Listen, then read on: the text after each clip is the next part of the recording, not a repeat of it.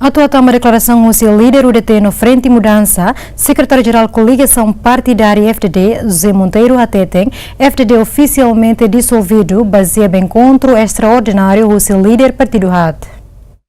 Secretário-geral Koaligasaun Partidária FDD José Monteiro atou declaração ne lihusi conferência imprensa ne behalau sede nacional FDD Aimutindili.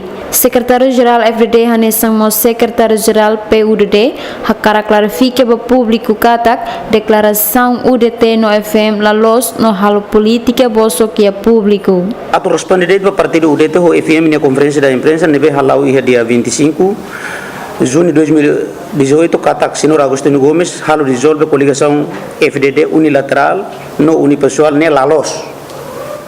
Siralo política, bolso que é público.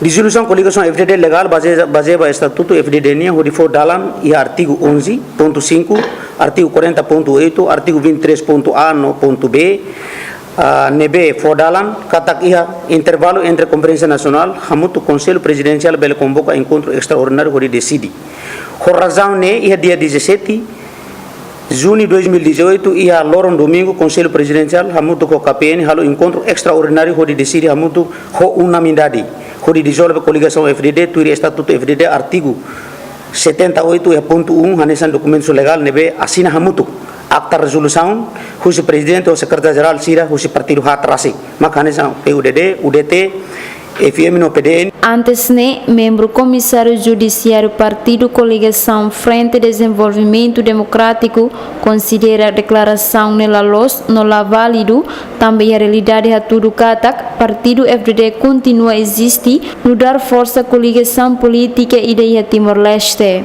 Partido Koaligasaun Frente Desenvolvimento Democrático, composto do partido UDT, PDN, PUDD no Frente Mudança.